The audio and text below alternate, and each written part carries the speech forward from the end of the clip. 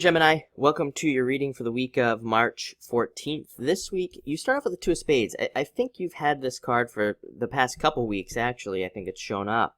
And this is you needing to separate away from something. On one hand, this can be a breakup coming in. So a lot of you, I would say that the breakup isn't coming in. Like, if this is a breakup, you've already been dealing with it. It's already happened. But it might just be something that's, like, playing over and over again in your life, and it might be affecting you. You have the Seven of Hearts as well coming up, which can be that feeling like a lack of love and maybe missing somebody as well. So you might be dealing with a breakup. But the thing with the Two of Spades is we need to let these things go.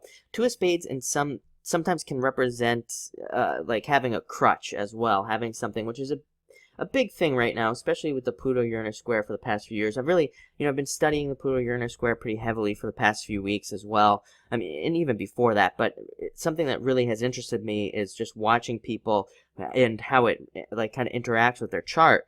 And I think that really we've developed some crutches during this Pluto-Uranus square just so we could deal with it. And that's not a criticism, by the way. I mean, I think we had to. We've had to develop these things just to kind of get through the difficulties, but now it's time to let go of those crutches. We've healed, and now we need to move on, and that's what the Two of Spades comes in and says. So anywhere where you feel like maybe you're taking it a little bit too easy, it might be a time to kind of ramp things up and get a little bit more aggressive in those areas. Next, you have the Six of Spades, which is nice. Six of Spades is a nice, steady momentum. It's kind of like one foot in front of the other, so at least you're not going backwards, you're moving forward. It's a card of building things up. Sometimes it can take a little bit of time to move forward. Sometimes it can start a little bit slowly, but this is you starting to see things moving forward at least. And it might be a little bit slow, but you can see that happening.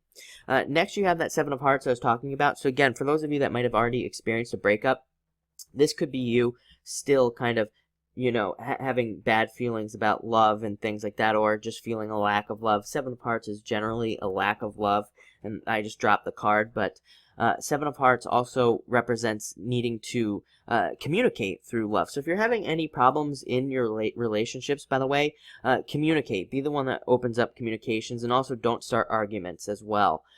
We want to turn that 7 into an 8. That's basically what we want to do. And all the odd-numbered cards, they want to be even numbers. They want to feel balanced. But the Seven of Hearts, we can turn it into, a good 8 or a bad 8. And we don't want to turn it into like an 8 of Spades, which it would be a lack of communication, not communicating properly, or creating some sort of tension or arguments. So it's all about communicating properly, not starting any arguments, and making sure not to blame either with that card. But the good news is Seven of Hearts easily turns into an 8. So again, just open up and communicate in your relationships. Next, you have the Ten of Hearts. Amazing card.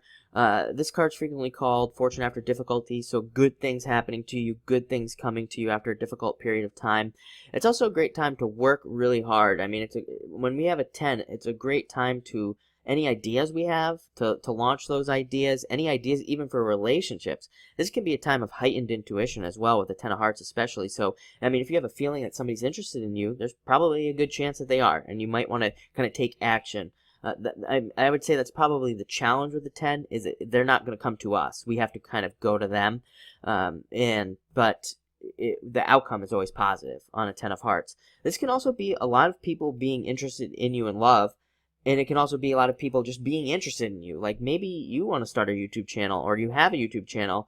This card can represent like a bunch of people all of a sudden you gaining up some popularity, and it can be on anywhere else as well. Even at work, it can be you doing a really good job at work and you really standing out or something like that. So looks like you have a great week. I think it's the beginnings. I think you're going to start to see the beginnings of things moving forward. It might be a little bit slow, I got to be honest, but you might see tiny little things improving, and then it'll just get better from there as we move throughout the year. So thank you for watching, and enjoy your week.